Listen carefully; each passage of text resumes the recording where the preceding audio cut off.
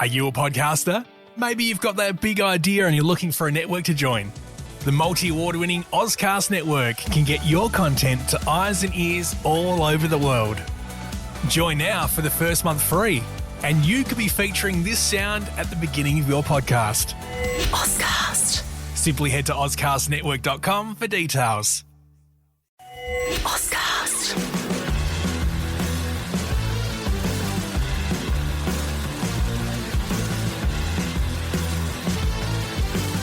All right, get ready, because today we're going deep on a heist. I mean, a heist that would make even Ocean's 11 jealous. Oh, yeah. We're talking digital robbery.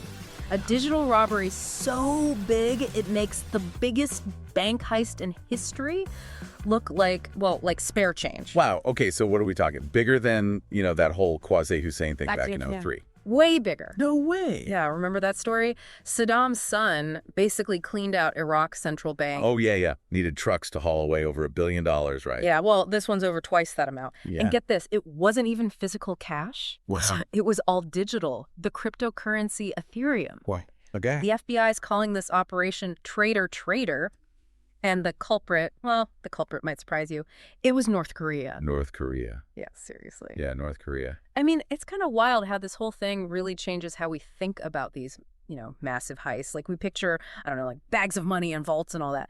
But it was all digital, like attacking the core of how cryptocurrency even works. Exactly. So the victim was Bybit. Bybit. It's a Dubai-based crypto exchange. Okay. And it's actually the second largest in the entire world. Wow. And in one single hit, they lost $2.4 billion worth of Ethereum. That's almost 9% of all their assets just gone. I can't even imagine. What was the fallout like? I mean, did everyone just start pulling their money out? Yeah, there was a total run on the exchange.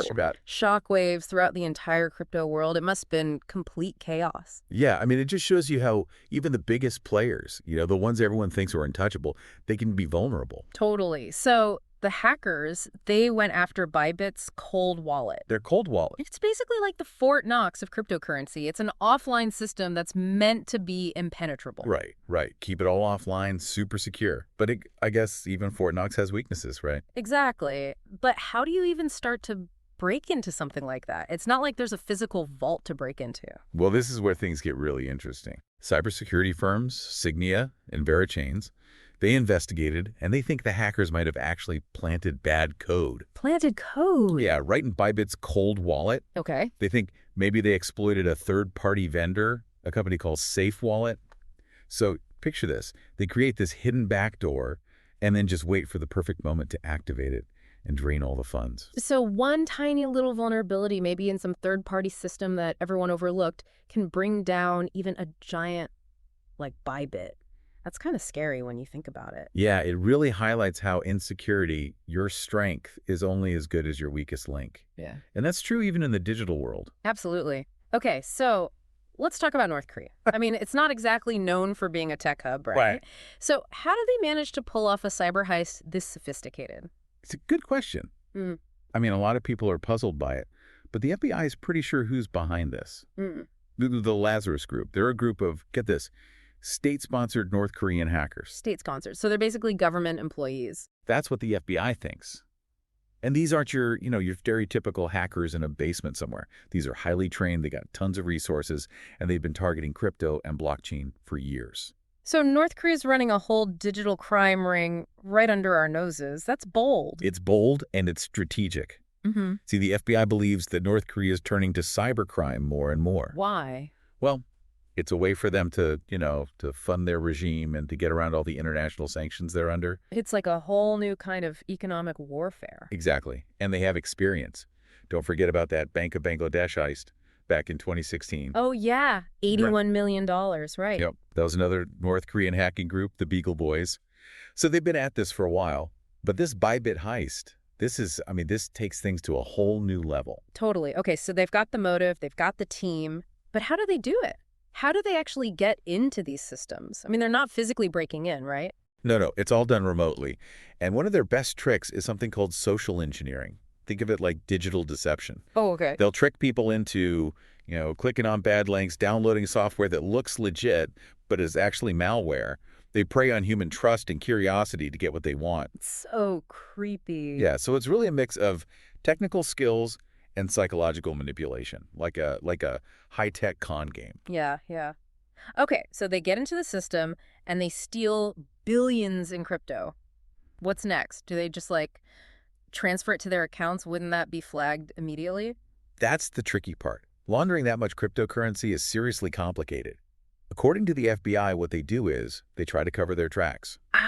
Well, they convert that stolen Ethereum into Bitcoin and other stuff, then spread it across thousands of digital wallets, all on different blockchains, basically making it almost impossible to trace. So it's like a giant shell game, but with digital money. Exactly. And the goal is to eventually turn all that digital cash into real money, like US dollars or euros. Then they can use it to fund their operations or just make it disappear into the global financial system. Wow. So this Bybit heist, it's not just a robbery. It's like a window into a whole new world of cybercrime, where countries are the criminals and the stakes are just massive. You got it. It changes everything, and it makes you wonder about the future of cybersecurity, the future of global finance. I mean, if the second biggest crypto exchange in the world can be hacked like this, what does that mean for the rest of us? What can we do to protect ourselves? Those are some big questions. I think we need a minute to let all of this sink in. This Bybit heist is a wake-up call. Yeah. It reminds us that the digital world, for all its possibilities, is also full of dangers. But it's also a story of resilience, how people and companies are fighting back, trying to build new tech and strategies to secure what's theirs, building a more trustworthy future for crypto. It's a story that's not over yet, and who knows how it'll end. But one thing's for sure. The fight for control of the digital world, that fight's just begun. This whole Bybit thing, it's really rattled the crypto world. Makes you wonder, is this just the beginning? Like, are we going to see more of these state-sponsored cyber attacks? I think it's definitely a turning point. I mean, if North Korea can do it, who's to say other countries aren't already at it? It's like the Wild West out there, but instead of cowboys, it's hackers. Instead of gold, it's cryptocurrency. Yeah, it's a whole new kind of battlefield. And what worries me is, what's this going to do to people's trust in crypto? Yeah, because crypto is supposed to be all about decentralization and security, right? Yeah. But if even the biggest exchanges can get hacked, it makes you wonder if the whole system's broken. Exactly. People need to feel like their digital money is safe, otherwise the whole thing could collapse. So what can we do about it? I mean, besides what Bybit's doing, reimbursing customers, beefing up their security, what can the whole industry do to stop this from happening again? Well, there's no easy answer. It's going to take a lot of different things. Better technology, regulations, and maybe most importantly, a change in how we think about all this. Okay, so let's break that down. What kind of technology are we talking about? Well, for one thing, we need better security for everything. From how we manage our private keys to how we verify transactions. Think multi-signature wallets, biometric authentication, AI to detect fraud. Basically just adding layers of protection to make it harder for hackers to get in. So like a digital fortress with, walls and moats and all that. Exactly. We also need safer, more resilient blockchains themselves. Got to explore new ways to make sure the blockchain stays accurate and can't be changed. It's a constantly evolving field. People are always pushing the boundaries. Okay, so that's the tech side. But you also mentioned regulations. What role do they play in all of this? Well, right now, there aren't that many rules for crypto. It's kind of like the Wild West, which makes it a bit of a free-for-all. We need clear guidelines, standards, for exchanges and everyone else to make sure they're actually protecting people's money and data. So holding these companies accountable. Yeah, exactly. That means stuff like mandatory security checks, being transparent about what's going on, having clear plans for what to do if something does happen. If we want to make crypto truly trustworthy. Are you a podcaster? Maybe you've got that big idea and you're looking for a network to join. The multi-award-winning Ozcast network can get your content to eyes and ears all over the world. Join now for the first month free, and you could be featuring this sound at the beginning of your podcast. Ozcast. Simply head to ozcastnetwork.com for details. Those Wild West days got to end. Yeah, I agree with that. But you also said we need a change in mindset. What did you mean by that? A lot of people get into crypto because they want to make a quick buck. And they don't always think about how to protect what they have. I think a lot of people just aren't aware of how risky things can be. It's easy to get caught up in the hype and forget that the internet can be a dangerous place, even when it comes to something like cryptocurrency. Exactly. We need to teach people how to navigate the crypto world safely, like Strong passwords, spotting phishing scams, recognizing when someone's trying to scam them, basically creating a culture where everyone takes cybersecurity seriously. So it's not just about better tech and rules, it's about educating people, making everyone feel responsible for keeping things safe. Exactly. Technology can only do so much. In the end, it's up to each person to be careful and protect themselves. Think about it.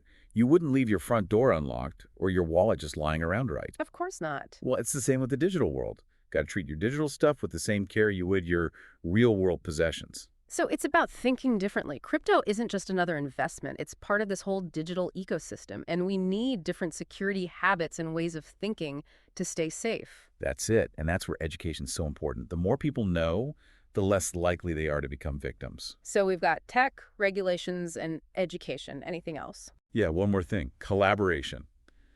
Governments, law enforcement, and the private sector got to work together. Share information about threats, vulnerabilities, best practices. So like a global team dedicated to fighting cybercrime. You got it. We can't do this alone. Ugh. Especially with something as complex and global as crypto, it's going to take everyone working together to really make a difference. Makes sense. Cybercrime doesn't care about borders, so we got to think globally too. But let's talk about the victims for a second. I mean, it's easy to get lost in the tech stuff and the politics, but real people lost real money here. What happens to them? That's a great point. It's easy to forget about the human side of things.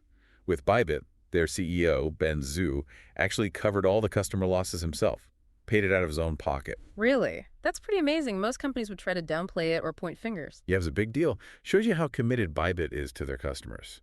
They really want to rebuild trust after something like this. But not every exchange has that kind of money or that kind of willingness to step up. So what happens when the exchange can't or won't pay? Do the victims just lose out? A lot of times, yeah. Unlike banks, where your money's usually insured, there's no safety net for crypto. If an exchange gets hacked and your money's gone, it's probably gone for good. That's tough. Makes you wonder if we need some kind of insurance or regulations to protect people who invest in crypto. That's a conversation that's happening more and more. Crypto's becoming mainstream, and people want some kind of protection. But it's a tough balance, Too many rules could stifle innovation, but too few leave people open to getting ripped off. Right, it's a fine line. It'll take careful thought from everyone involved, regulators, industry leaders, the whole crypto community. Okay, so we've talked about tech, regulations, education, working together. Anything else we're missing? I think the big question is, what about crypto itself? I mean, it's supposed to be permanent, right? Every transaction recorded on this unchangeable blockchain. Right, that's supposed to be the big security feature. But this Bybit thing shows that even the blockchain isn't perfect. Yeah, it's not that the blockchain itself can be hacked. It's incredibly secure. But how we use it, the exchanges, the wallets, that's where the weaknesses are. They didn't hack the blockchain. They hacked the things that connect to it. I see. So it's not the technology itself, it's how we're using it that's the problem. Exactly. And this raises some big questions. If even the most secure exchanges aren't safe, how can we make this whole system work? How can we trust it? Big questions for sure. But maybe that's the good thing that came out of all this.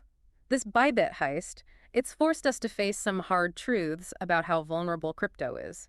And it started a conversation about how to make it better, more secure, more trustworthy. That's a conversation we need to have. The future of crypto, maybe even the future of finance itself, depends on it. So we've seen that even the blockchain, which is supposed to be this super secure, unchangeable thing, it's not completely immune to hackers, not even to whole countries trying to mess with it. It makes you think, where do we go from here? If the system has these weaknesses, how do we even start to make crypto safer? It's a challenge, for sure, but I wouldn't say the system's broken. Think of it like the blockchain's a tool, right? A really powerful tool. But like any tool, it can be used for good or bad. It's about figuring out ways to protect it from being misused while still, using it for all the amazing things it can do. So how do we do that? What are the actual steps we can take to make crypto more secure and trustworthy? Well, one thing that needs work is how we manage private keys. Your private key, it's like the ultimate password to your crypto wallet. Mm-hmm. We need to protect it better. There are some cool things happening in this area, like multi-signature wallets. Multi-signature? Yes, you need multiple keys to okay a transaction. It's like having multiple locks on your vault.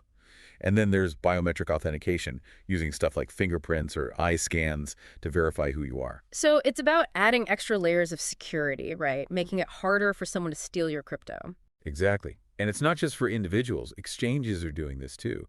They're using things like cold storage, which keeps most of the customer funds offline, and they're using better encryption to protect data when it's being moved around. Okay, so things are improving on the tech side, but what about the human factor? We talked about how tricking people, social engineering, can get around even the best security. How do we fix that? You're right, technology isn't everything. We need to make people more aware of cybersecurity, and that starts with education. Teach them about strong passwords, how to spot those phishing scams, and being careful about what information they share online. It's about giving people the tools to protect themselves. It's like they say, better safe than sorry. Exactly. And being safe starts with knowledge. The more people know, the less likely they are to get tricked. So education's key, but what about holding people accountable? How do we make sure those crypto companies, the exchanges, are taking security seriously? How do we know they're doing everything they can to protect people's money? That's where regulation comes in. We need rules, standards for the whole industry, and we need ways to make sure people are following those rules. Things like mandatory security audits, rules about protecting data, and having a clear plan for what to do if there's a security breach. So bringing some order to the Wild West of crypto.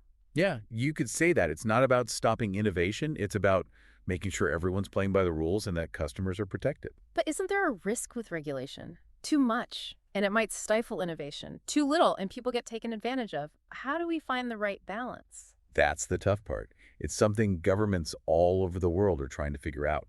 It's going to take a delicate touch, something that works for the unique way crypto operates while still keeping people safe. Right, because crypto's different from traditional finance. It's decentralized, no borders, so the old ways of regulating might not work. Exactly. We need new solutions that can keep up with how fast crypto changes. One idea that's getting some attention is self-regulation, where the industry leaders get together and make their own standards and best practices. So like a crypto version of a consumer protection agency. Yeah, kinda.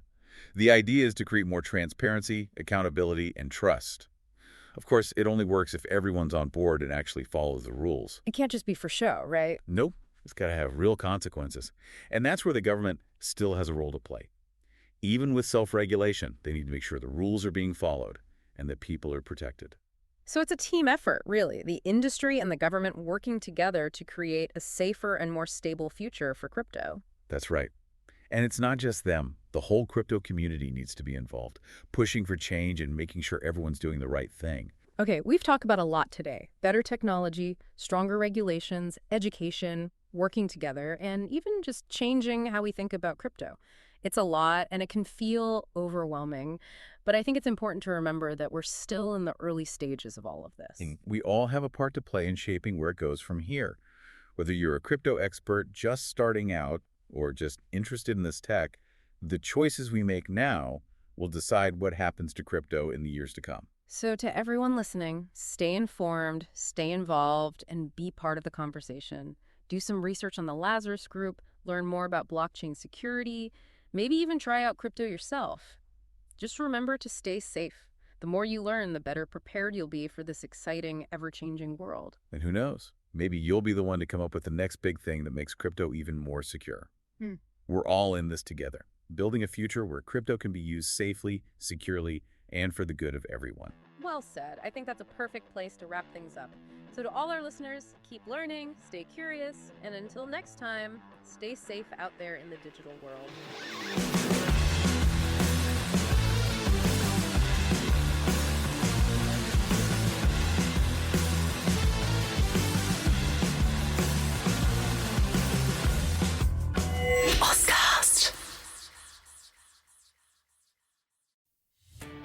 Are you a podcaster? Maybe you've got that big idea and you're looking for a network to join. The multi-award-winning Ozcast network can get your content to eyes and ears all over the world. Join now for the first month free, and you could be featuring this sound at the beginning of your podcast. Ozcast. Simply head to ozcastnetwork.com for details.